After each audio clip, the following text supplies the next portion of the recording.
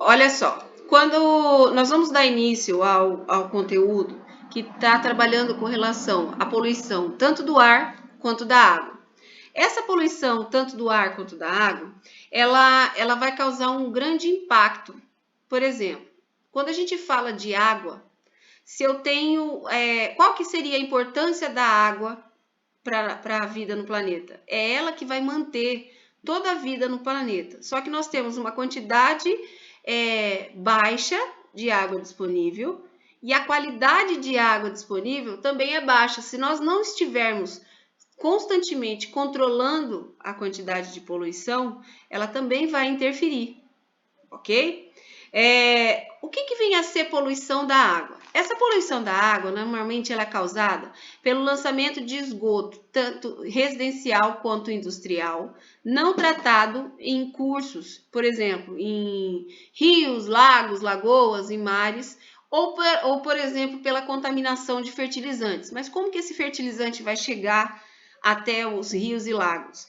Ele vai, através da chuva, ele acaba sendo escoado e levado até esses rios e lagos e contaminando. Então, uma das causas da poluição da água pode ser considerada por intermédio de fertilizantes agrícolas. Quais são as causas principais da poluição da água? Bom, contaminação por poluentes e esgotos. O ser humano ele causa grandes prejuízos para a natureza por intermédio do lixo, do esgoto, o lixo químico industrial e a mineração sem controle. Eu vou chamar atenção com relação ao lixo químico industrial, que, por exemplo, na região de São Paulo tem o Rio Tietê. Lá no Rio Tietê, ao longo do Rio Tietê, existem várias grandes indústrias e existem indústrias que são químicas. Elas jogam diretamente dentro do rio o lixo químico industrial. E esse lixo ele pode acabar degradando e acabando com um ecossistema como um todo. A mineração sem controle, muitas vezes o mercúrio ele pode ter contato com alguns peixes, com alguns animais que se alimentam desses peixes e acabar contaminando e acabando com o ecossistema também. Então, na verdade, é o homem que está trazendo essa poluição para dentro dessas águas de rios, lagos, lagoas, corichos e acaba dando problema porque vai chegar no momento que vai faltar água, tá? Bom, quais seriam as consequências de se poluir?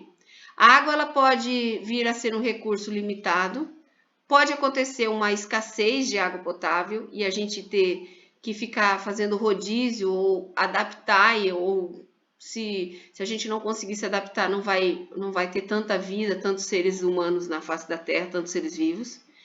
Pode acontecer a destruição da vegetação, porque ela não vai conseguir se manter viva.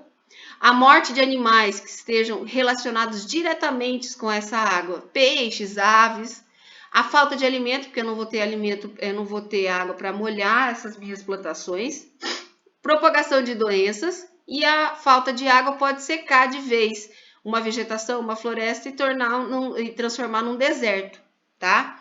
Bom, o que vem a ser poluição térmica? A poluição térmica é aquela onde ocorre um aumento da temperatura, pode ser da água ou do ar, ocasionando mudanças no meio ambiente. Bom, mas que mudanças? Pode ser locais que eram quentes e hoje são frios, locais que eram frios e hoje são quentes. Ela pode, se a gente tomar o cuidado para se evitar essa poluição térmica, eu vou diminuir o impacto ecológico e facilmente a gente vai conseguir visualizar as diferentes, a diferença que vai dar se nós estivermos tomando cuidado. Bom, o que causa essa poluição térmica?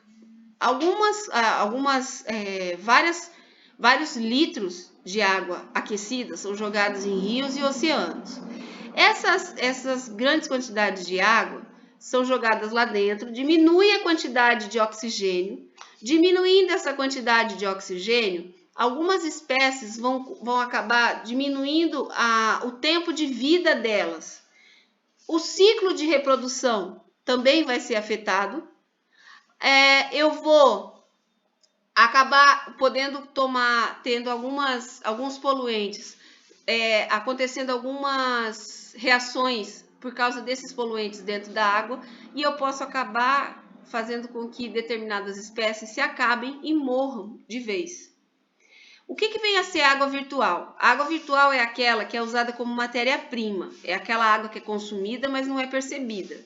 A pegada hídrica, ela leva em conta não apenas a água que foi usada para o produto, a água virtual, mas também o volume que acabou sobrando, o volume poluído. Então vamos supor, a pegada hídrica é 3.400 litros. O gasto real para se fazer determinado produto foi de 200. Quanto de água que eu usei no total? Eu vou pegar 3.400 mais 200 litros, que vão dar 3.600. Então, esse é o volume total que eu utilizei para fazer um determinado produto.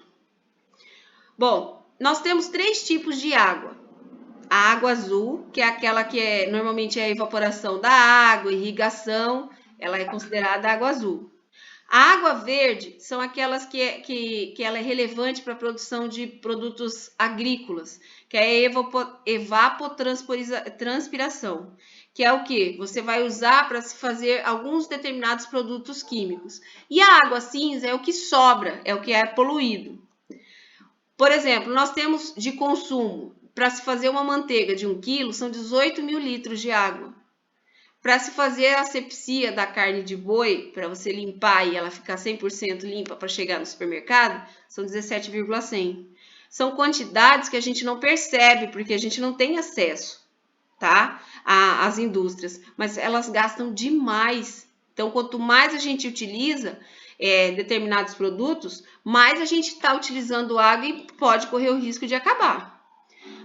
Com relação ao perfil de água nas residências, nós temos diferentes consumos, as realidades são diferentes, mas se a gente tomar cuidado, tomar algumas atitudes dentro de casa para se evitar que tenha o desperdício dessa água, reutilizando água de máquina, não deixando a pia com a torneira aberta, tomando banho de chuveiro mais rápido. Na hora que for lavar a louça, lava, molha, ou põe uma bacia com sabão e ensaboa tudo e depois só vem enxaguando. Você está tomando atitudes que vão favorecer a estar conservando mais a quantidade de água. E eu vou aprimorar, e nós vamos estar discutindo esse conteúdo na apostila de vocês, ok? Tudo bem? Então tá, vamos lá.